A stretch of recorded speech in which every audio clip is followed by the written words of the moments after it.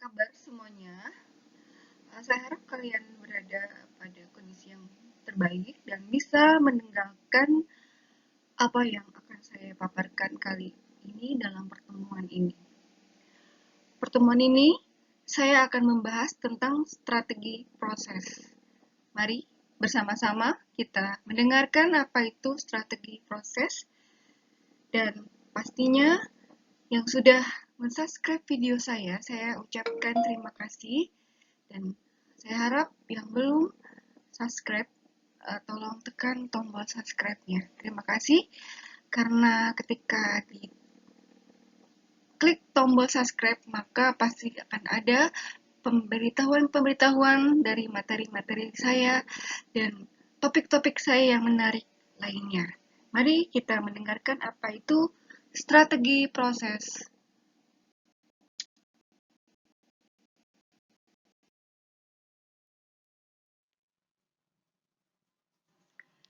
Kebijakan fiskal. Ada beberapa definisi, ya, ada beberapa pengertian tentang apa itu kebijakan fiskal. Berikut ini diantaranya beberapa pengertian dari kebijakan fiskal. Kebijakan fiskal adalah kebijakan pemerintah dalam bidang anggaran dan belanja negara yang bertujuan untuk mempengaruhi jalannya perekonomian. Kebijakan fiskal bukan semata-mata kebijakan di bidang perpajakan, akan tetapi menyangkut bagaimana mengelola pemasukan dan pengeluaran negara untuk mempengaruhi perekonomian. Jenis kebijakan fiskal itu ada kebijakan fiskal diskresioner yang menyangkut kebijakan anggaran belanja surplus atau defisit, dan kebijakan fiskal penstabil otomatis berupa pajak, asuransi, pengangguran, dan kebijakan harga minimum. Ada beberapa definisi tentang proses dalam pertemuan ini. Definisinya di sini kita lihat bahwa proses adalah tahapan-tahapan atau urutan-urutan kegiatan yang tidak boleh dilangkahi. Proses adalah kegiatan yang selalu berulang. Proses transformasi adalah tahapan-tahapan dalam kegiatan perubahan untuk menciptakan nilai tambah. Strategi proses untuk transformasi ini adalah sebuah pendekatan organisasi untuk mengubah sumber daya menjadi barang dan jasa.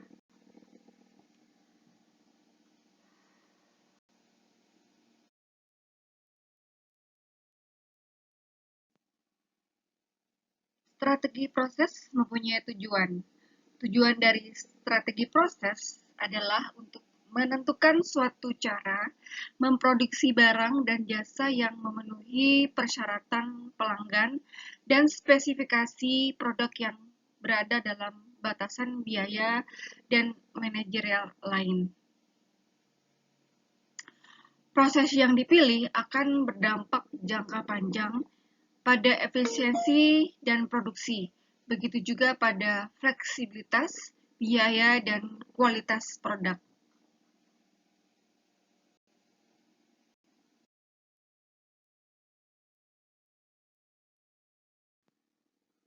Ada beberapa pihak ya yang akan terlibat dalam proses strategi ini, di mana pihak yang terlibat ini adalah pada pihak penanganan bahan baku, pihak penanganan tenaga kerja, pihak metode, dan pihak untuk penanganan teknologinya.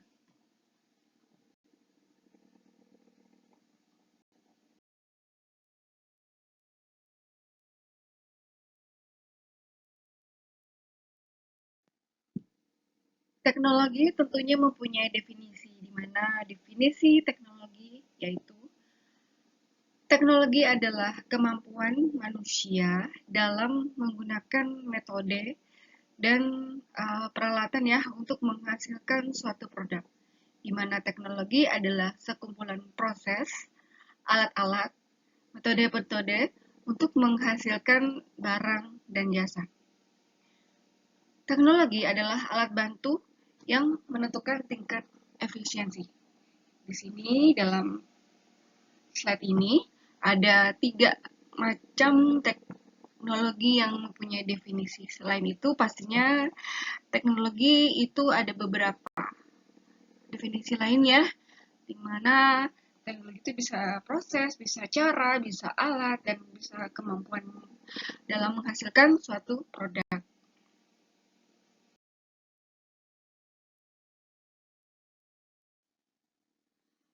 Untuk jenis teknologi, di mana di sini teknologi mempunyai jenis. Menurut kecanggihannya, teknologi ini terbagi menjadi 3, yaitu 1. Teknologi tradisional, 2. Teknologi mekanik, dan 3. Otomatisasi. Untuk teknologi yang menjadi 3 ini, kita lihat bahwa 1. Teknologi tradisional itu adalah pengolahan produksi yang dilakukan dengan menggunakan tangan atau handmade yang lebih dominan, sedangkan peralatan yang digunakan itu sangat sederhana. Untuk tradisional itu kita bisa lihat dari alat-alat yang kita ada di zaman dahulu kala yang pakai tangan asli, yang produksinya itu dia dari tangan ada tangan manusia yang kemudian dibentuk menjadi suatu produksi. Yang kedua, teknologi mekanik, di mana ini dia menggunakan energi listrik, di mana di sini ada bantuan ya, bahwa selain ada tangan, kemudian ada listrik, karena perkembangannya manusia itu kan dia sudah mengenal listrik, dan di sini ada mekanik yang bekerja, alat-alat yang bisa diproses dengan menggunakan energi listrik. Untuk yang ketiga, teknologi otomatisasi adalah teknologi yang pastinya telah menggunakan komputer. Contoh, sekarang ada artificial intelligence ya, atau AI.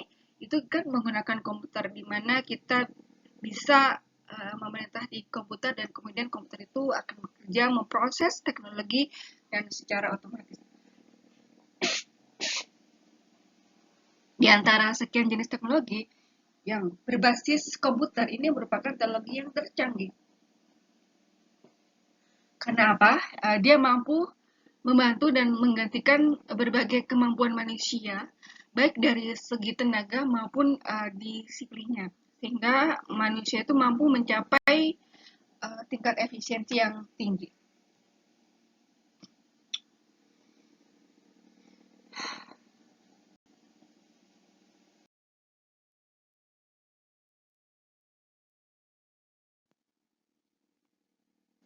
Jenis teknologi yang berbasis komputer ini ada secara garis besar.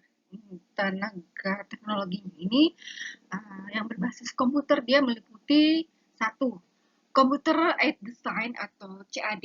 Ini adalah teknologi komputer yang digunakan untuk merancang produk lengkap dengan spesifikasi yang dikehendakinya. Yang kedua, Standard for Exchange of Product Data atau SPEP, di mana ini adalah teknologi yang melakukan pertukaran informasi yang distandarkan. Yang ketiga adalah Computer Aided Manufacturing atau CIM. Ini adalah komputer yang khusus dirancang untuk mengendalikan peralatan produksi.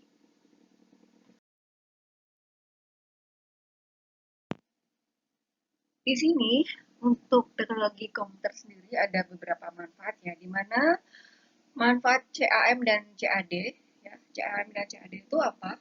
Itu udah ada di keterangan slide sebelumnya.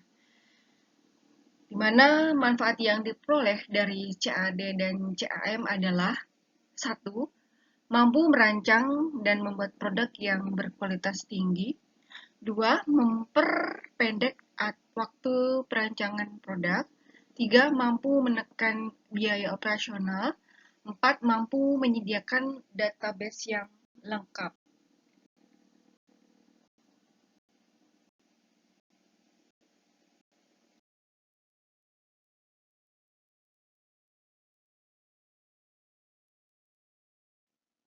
Yang ketiga untuk era teknologi, di mana di sini kita tahu era teknologi secara garis besar manusia mengalami 3 era, yakni 1. Era agraris, 2. Era industri, 3. Era informasi. Secara garis besar manusia mengalami 3 era ini, yaitu 1. bahwa era agraris adalah teknologi pengolahan yang sifatnya tradisional, di mana situ kita tahu zaman dahulu kala era para leluhur kita itu dia masih tradisional dan sifatnya hanya bercocok tanam untuk memenuhi kebutuhan makan dengan cara menanam, kemudian pengolahannya masih bersifat tradisional dan kemudian ada hewan-hewan yang secara agraris mereka olah yang sifatnya masih tradisional untuk tumbuhan dan hewan itu untuk secara era agraris itu hanya untuk memenuhi kebutuhan pokoknya saja. Era berikutnya adalah dua era industri. Di sini era industri ini adalah teknologi pengolahan yang sifatnya mekanik dan menggunakan energi listrik. Di mana energi listrik itu adalah temuan ya, kemudian bisa dipakai alat supaya kita bisa ada mekanik-mekanik untuk membantu industri-industri yang mengolah hasil-hasil dari era agraris tersebut. Yang ketiga, era informasi, di mana di sini adalah teknologi yang ditandai dengan cara kerja yang sifatnya jaringan. Ya, seperti ada AI atau artificial intelligence, kemudian di sini ada aplikasi-aplikasi dalam komputer yang kita sudah mempergunakan ya.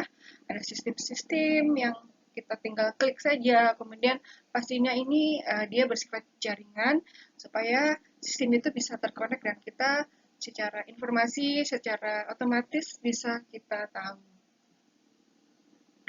Untuk era teknologi ini ada ketergantungan pastinya, kemudian ada kualitas dan waktu mendorong dikembangkannya teknologi untuk mempercepat aliran informasi tersebut.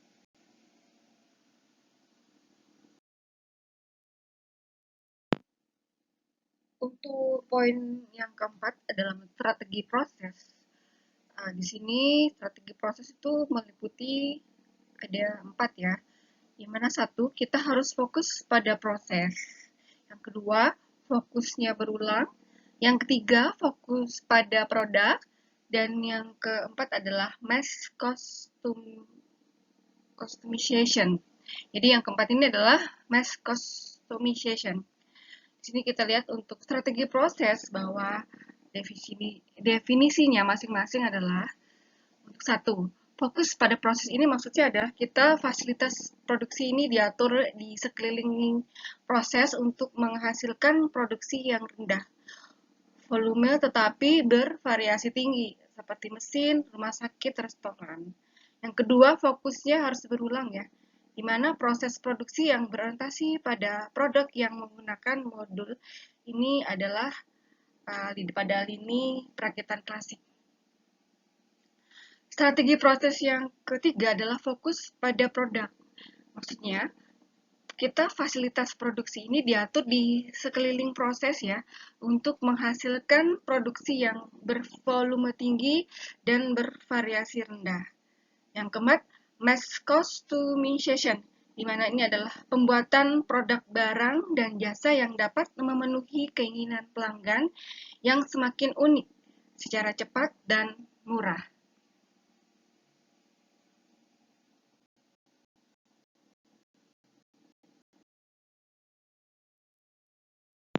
Kita lihat untuk proses volume dan variasi ya. Di sini untuk proses volume dan variasi, ini ada volume sendiri, itu ada volume rendah, kemudian ada proses volume yang berulang-ulang dari volume rendah sampai akhirnya ada volumenya tinggi. Untuk figur satu ini bahwa kalau variasi sendiri ada variasi tinggi ya, di mana ini dia kepada volumenya masih rendah. Fokus prosesnya itu adalah project, kemudian ada job shop. Job shop ini adalah seperti mesin cetak, rumah sakit ya, dan restoran. Untuk berikutnya yang untuk volume yang ketinggi ini variasi tingginya ini berada pada kustominasi massal. Nah, kustominasi massal ini sulit untuk dicapai tapi memiliki balasan yang besar. Pada figur yang pertama ini ada perubahan pada modul ya.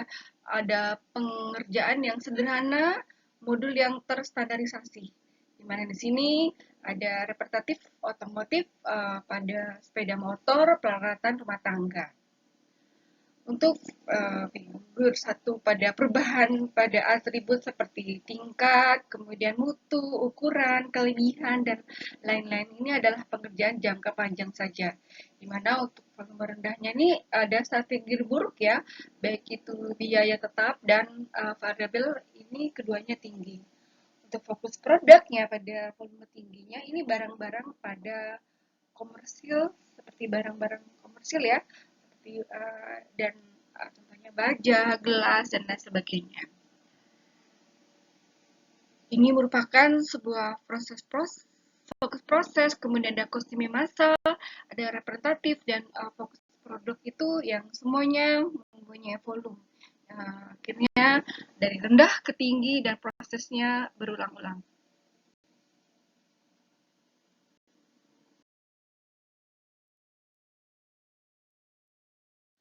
Ini ada perbandingan dari 4 tipe proses ya, di mana ini ada empatnya, ada masing-masing satu.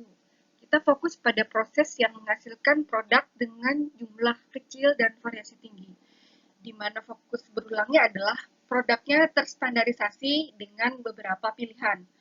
Fokus pada produknya menghasilkan produk dengan jumlah banyak dan variasi rendah. Untuk mass customization-nya, ini menghasilkan produk dengan jumlah banyak dan variasi tinggi. Tipe proses yang kedua adalah peralatan memiliki fungsi umum, di mana ini adalah fungsi berulang. Ada peralatan bantu khusus yang digunakan pada lini perakitan. Kemudian kita fokus pada produk untuk peralatan memiliki fungsi khusus, dan mass customization-nya adalah peralatan fleksibel. Untuk tipe proses yang ketiga, ini fokus pada proses operator memiliki keterampilan umum dan luas, di mana fokus berulangnya ini adalah karyawan dilatih seadanya, kemudian fokus pada produknya ini operator memiliki keterampilan yang tidak terlalu luas, dan mass customization-nya ini adalah operator yang fleksibel, dilatih untuk kostumisasi. Untuk tipe proses yang keempat, ini fokus pada proses terdapat banyak panduan kerja, fokusnya berulang pada mengurangi pelatihan dan perubahan dalam panduan kerja, fokus pada produk pesanan kerja dan panduan kerja sedikit, sementara mass customization-nya terdapat banyak panduan kerja.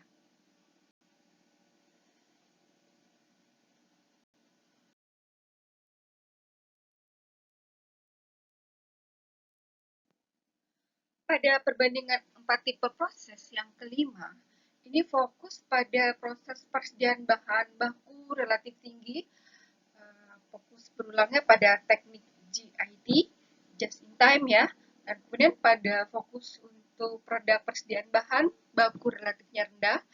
Untuk mass customization-nya itu adalah persediaan bahan baku relatif rendah. Untuk yang keenam, tipe prosesnya fokus pada proses barang setengah jadi, tinggi dibandingkan dengan output, proses berulangnya pada teknik JIT atau just in time, dan fokus pada barang setengah jadi rendah dibanding dengan output, dan mass customization-nya adalah penerapan JIT atau just in time-nya pada karbon dan lean production. Proses yang ketujuh itu fokus pada proses unit bergerak perlahan dalam pabrik. Untuk proses sebelumnya pada pergerakan unit diukur dalam satuan jam dan hari, fokus pada produk untuk pergerakan unit cepat, dan mass customization-nya pergerakan unit cepat dalam fasilitas yang ada. Untuk tipe proses yang ke-8, ini produk jadi biasanya diproduksi sesuai dengan pesanan dan tidak disimpan. Fokus berulangnya produk jadi diproduksi sesuai dengan forecasting berkala. Kemudian fokus pada produk jadi ini biasanya diproduksi sesuai dengan forecasting dan disimpan. Fast customization-nya pada proses ini adalah produk jadi diproduksi sesuai pesanan.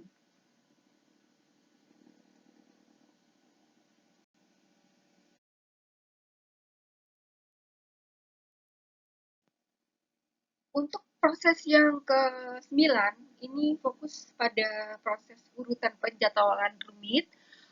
Fokus berulangnya pada penjadwalan didasarkan pada pengembangan beragam model dan model forecasting itu sendiri.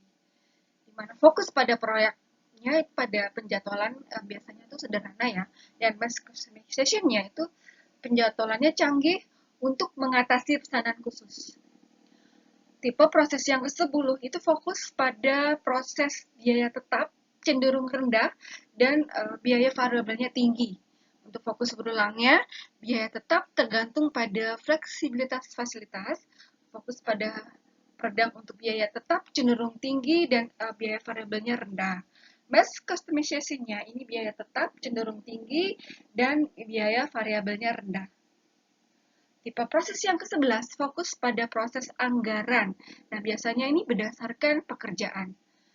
Untuk prosesnya itu biaya biasanya diketahui dari pengalaman sebelumnya, dan fokus pada produk ini biaya biasanya bergantung pada utilitas kapasitas, dan mass customization-nya ini berdasarkan sifat biaya, anggaran, dan ini merupakan tantangan.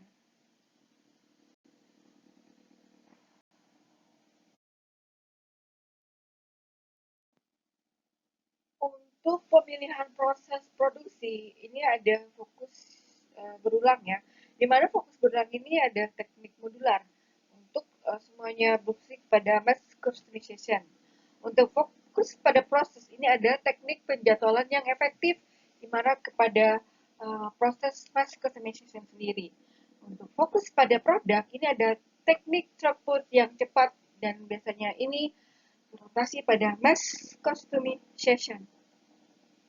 Nah, di sini untuk fokus berulang, fokus pada proses, dan fokus pada produk, ini adalah proses produksi yang mengarah kepada mass customization.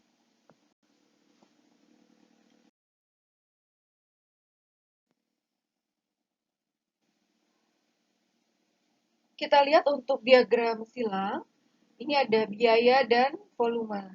Di mana ini untuk garis biru itu adalah biaya total A, garis hijau adalah biaya total B, dan garis merah ini adalah biaya total C.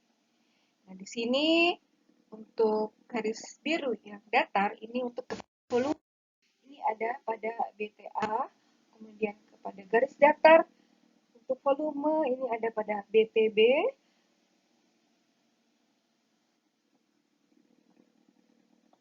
dan ini yang hijau untuk BTC, ini garis datar kepada volume. Ya. Nah, ini yang garis yang ke atas itu masing-masing merupakan biaya total A, B, dan C.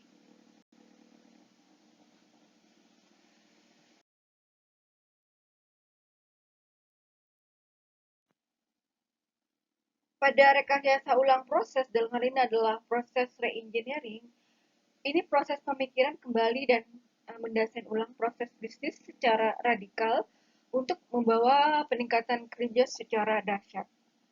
Ini kita mengubah sistem produksi dari satu model proses ke model lainnya, di mana memang sulit dan mahal ya. Ini perubahan ini mungkin dibutuhkan dalam hal satu, pembelian, dua, standar kualitas, tiga, peralatan, empat, tata letak, dan lima, pelatihan.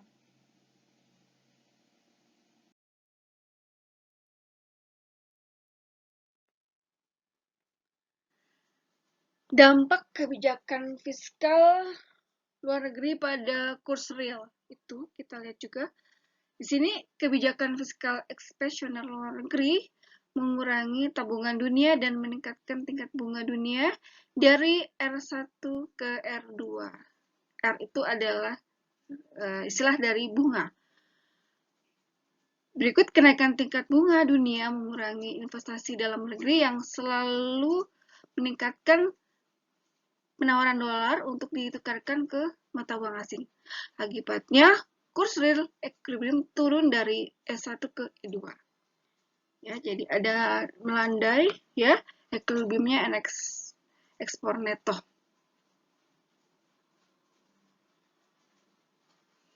Dan di sini terlihat juga ada pergerakan dari NX1, NX2, dan S1 ke E2.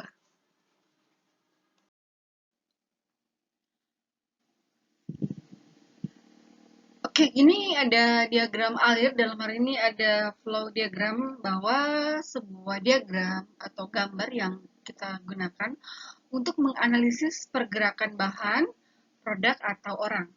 Tujuannya adalah untuk membantu memahami, menganalisis, dan mengkomunikasikan sebuah proses. Di sini untuk yang pertama, ini adalah develop misi dan objeknya. Yang kedua adalah understanding existing process. Yang ketiga, identify process for redesign.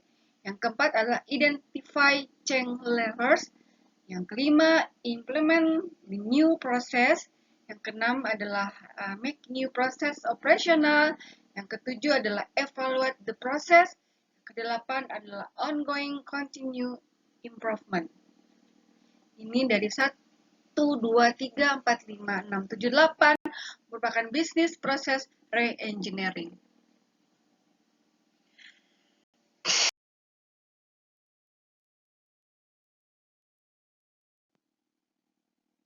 Ini adalah baseline atau time function map, kemudian ada target time function map, dan value streaming mapping.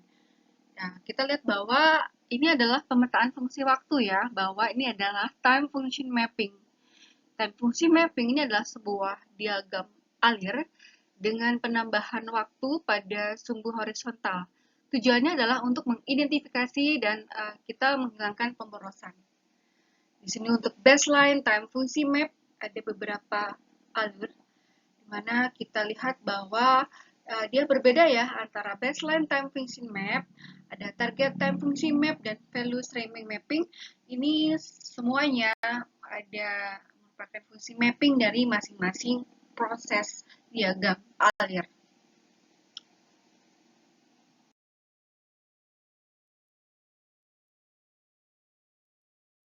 Untuk diagram proses, dalam hal ini adalah proses chart. Ini proses chart ini adalah diagram yang menggunakan simbol, waktu, dan jarak ya untuk mendapatkan cara yang objektif dan terstruktur untuk menganalisis dan mencatat aktivitas yang membentuk sebuah proses. Ini adalah kartunya, di mana ini merupakan proses chart dari present method yang pertama. Ini untuk subjek kartnya adalah hamburger assembly process, di mana di sini dia 12 departemennya, kemudian chart by ditulis oleh KH. KH itu adalah nama inisial orang, dan setnya nomor 1 dan over 1. Di sini ada dash invent, kemudian time means, ya, kemudian ada card simbolnya ya. Card simbol ini ada diagonal, kemudian ada pupus ya, ada segitiga ya, dan ada yang lainnya. Ini sesuaikan saja dengan simbol-simbol yang ada di perusahaan masing-masing, di mana kita bisa melalui proses itu. Secara deskripsi kita harus tulis dari meet petty storage, transfer to buffler, ada boiler sendiri, visual inspection, ada transfer to rack, kemudian ada temporary storage, ada option, bindless tools, dan lain sebagainya. Ada assembly order sampai kepada place in finish rack. Jadi di sini berusaha memasukkan patty ya. Jadi daging daripada sebuah hamburger kan ada daging patty dari storage sampai kepada rak-raknya tersusun menjadi rapi. Itu semua melalui proses di mana prosesnya tuh ada beberapa waktu. Jadi kita harus catat waktunya berapa lama, dan kemudian ada total berapa lamanya sampai kepada ini untuk operator, ada transport, dan kemudian expect, ada delay dan storage. Ini masing-masing chart simbolnya kita sesuaikan ya dengan proses chart yang kemudian pastinya dia harus menggunakan simbol, waktu, dan jarak.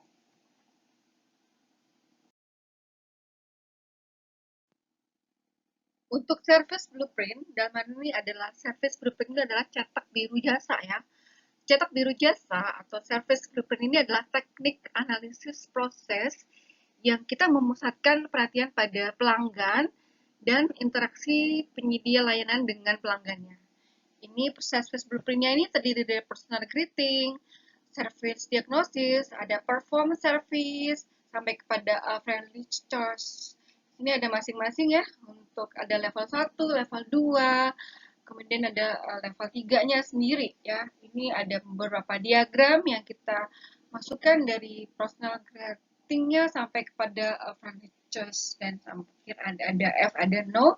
Kita sesuaikan saja ya dengan cetak biru jasa dari perusahaan-perusahaan masing-masing, di mana kita harus memperhatikan pada pelanggan.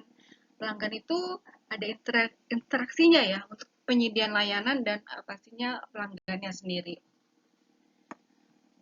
Dan kita harus menganalisa proses masing-masing itu.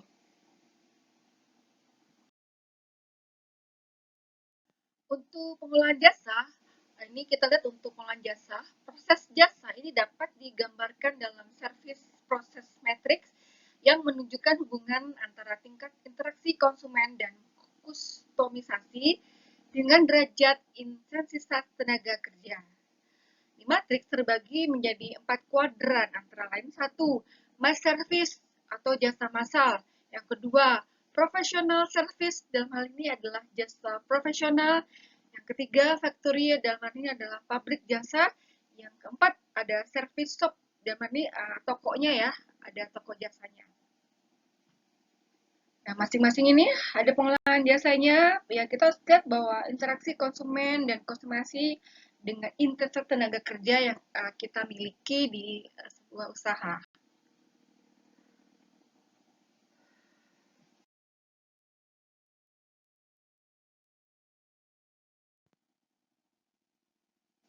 Di sini kita tahu ada mass service, di mana mass service ini adalah interaksi tenaga kerja tinggi dan interaksi dengan konsumen yang sangat rendah.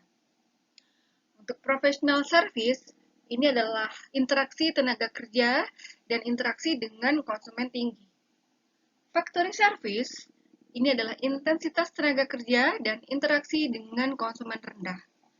Untuk service shop atau service toko, ini adalah intensitas tenaga kerja rendah, tapi interaksinya dengan konsumen tinggi. Kita tahu ya, kalau di toko itu tenaga kerjanya intensitasnya rendah, tapi untuk ke konsumennya itu interaksinya sangat tinggi.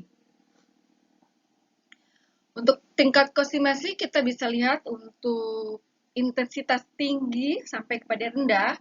Kalau tinggi itu ada pada service factory, penerbangan, hotel, resort, dan integrasi. Sementara untuk tingkat konsumasi tinggi ke tinggi itu pada service shop, rumah sakit, dan bengkel. Dimana kita tahu ya itu tinggi banget untuk konsumasinya. Sangat tinggi banget, tinggi tertinggi itu berada pada rumah sakit dan bengkel karena dia interaksi terus tenaga kerjanya pada konsumennya seperti itu. Untuk tingkat konsumsi rendah dengan rendah itu ada di mass service, contohnya retail, pedagang besar, sekolah, dan bank. Untuk tingkat konsumsi rendah ke tinggi itu ada di professional service ya seperti contohnya dokter, pengacara, akuntan, dan arsitek.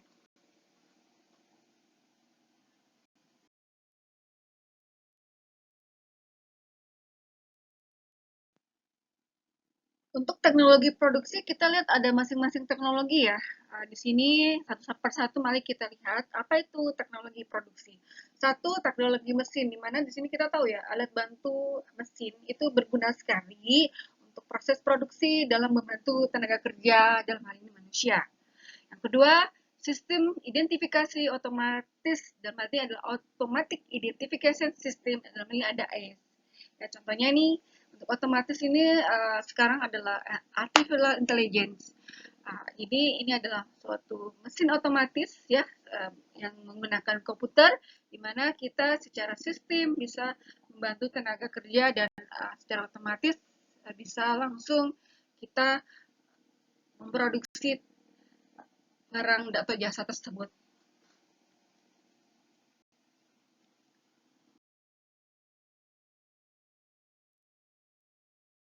Pada kita lihat untuk pengendalian proses, jadi di sini adalah proses di mana sistemnya itu terintegrasi secara sistem, secara komputer, secara jaringan, dan kemudian dikendalikan oleh proses semuanya, dan semua dikendalikan dan pastinya akan dipantau oleh tenaga kerja, dalam hal ini adalah manusia itu sendiri.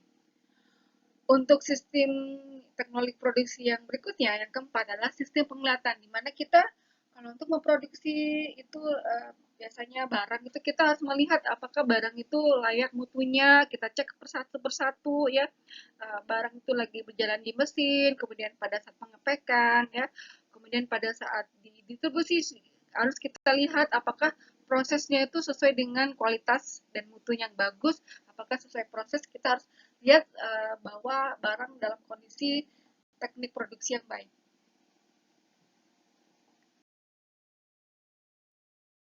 Untuk teknologi produksi yang kelima adalah robotik. Jadi di sini kita membantu ya, dan nanti kita dibantu dan kita membantu dengan cara menciptakan robot, dan kita dari robot itu kita dibantu untuk menyelesaikan produksi. Ya, robot itu seperti manusia yang dia bekerja dengan tenaganya, dengan keahliannya masing-masing sesuai dengan fungsi robot itu untuk memproduksi suatu barang.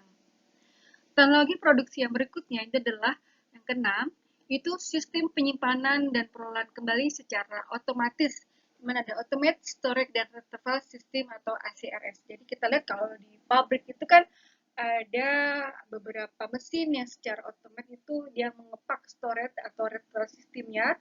Secara otomatis dia ambil barang, kemudian dia susun rapi di dalam sebuah storage ya, dia susun di gudang, kemudian dia secara dengan bantuan mesin, dengan bantuan robot di uh, sistem penyimpanan itu berjalan sesuai dengan automatic storage dan retrieval system atau ASRS tersebut.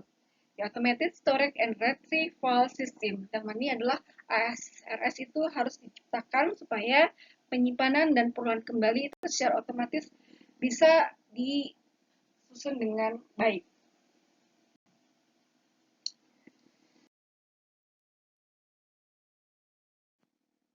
Teknologi produksi yang ketujuh adalah kendaraan terpadu otomatis atau Automated Guided Vehicles atau AGV. Ini kendaraan terpadu otomatis ini seperti robot besar ya, di mana robot itu berfungsi sebagai kendaraan yang kemudian memindah barang dari satu tempat ke tempat lainnya.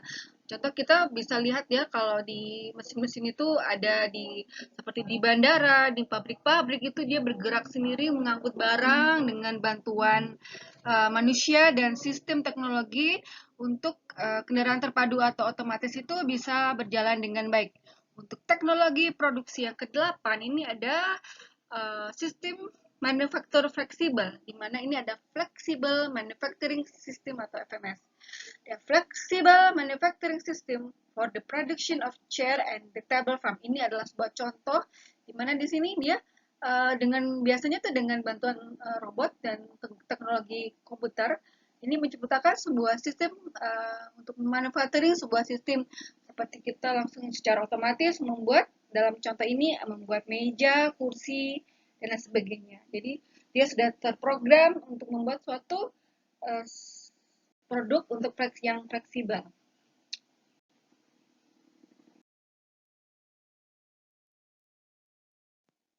Manufaktur terintegrasi komputer atau komputer integrated manufacturing dengan ada CIM, ini bahwa ada sebuah proses di mana uh, manufaktur terintegrasi komputer adalah pendekatan dalam proses manufaktur yang menerapkan penggunaan komputer dalam pengendalian seluruh proses produksi ya.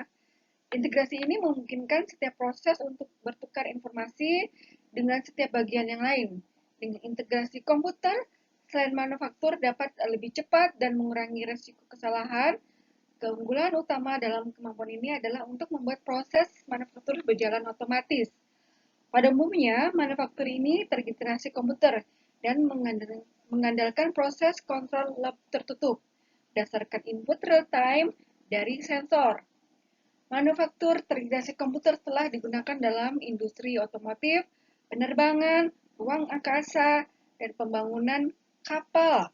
Terminologi manufaktur terintegrasi komputer ini merujuk pada metode dalam proses manufaktur dan istilah untuk sistem komputer otomatisasi di mana setiap fungsi-fungsi rekayasa, produksi, pemasaran, dan sistem pendukungnya diorganisasikan dalam sebuah perusahaan manufaktur.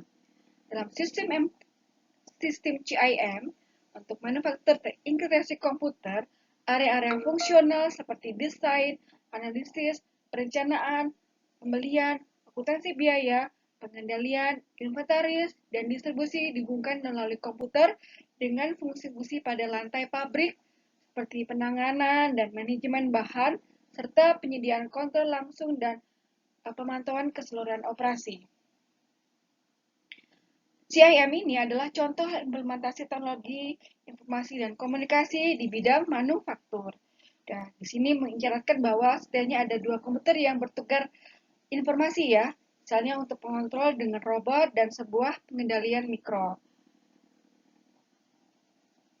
Beberapa faktor yang perlu dipertimbangkan ketika akan mengimplementasikannya itu adalah volume produksi, pengalaman perusahaan atau personel untuk melakukan integrasi, dan tingkat integrasi dalam produk itu sendiri, dan integrasi produksi.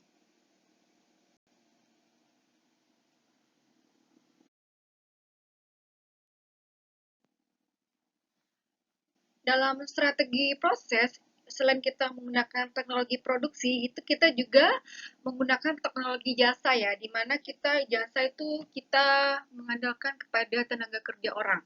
Di sini teknologi jasa, industri jasa seperti jasa keuangan, contohnya ada ATM, transfer uang elektronik, dan sebagainya. Untuk industri jasa pendidikan, contohnya adalah majalah elektronik, jurnal online, dan sebagainya. Industri jasa komunikasi seperti contohnya HP, TV interaktif, dan sebagainya. Industri jasa hotel itu contohnya adalah booking online, sistem penguncian otomatis, dan sebagainya. Industri jasa perdagangan contohnya adalah e-commerce, data barcode, dan sebagainya. Untuk industri jasa transportasi contohnya adalah loket tol otomatis, GPS, dan sebagainya. Untuk industri jasa kesehatan, contohnya adalah operasi dengan menggunakan robot, kemudian di sini ada scan ya, ada seperti ronsen dan sebagainya. Untuk jasa penerbangan, ini contohnya adalah pemesanan dan pembelian tiket melalui internet dan sebagainya. Dan masih banyak lagi ya teknologi-teknologi jasa yang kita menggunakan strategi proses yang pastinya menggunakan teknologi dari era agraris sampai kepada era informasi.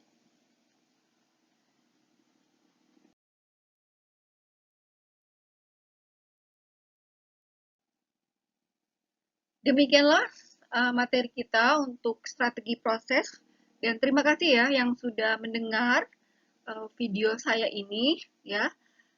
Jangan lupa subscribe untuk video pembelajaran saya Elita LTV, dan kasih untuk subscribe-nya, dan jangan lupa klik tombol notifikasi supaya ada pemberitahuan pada materi-materi yang lebih menarik lainnya. Terima kasih yang sudah menyimak sampai akhir dari strategi proses, dan sampai ketemu lagi di lain materi.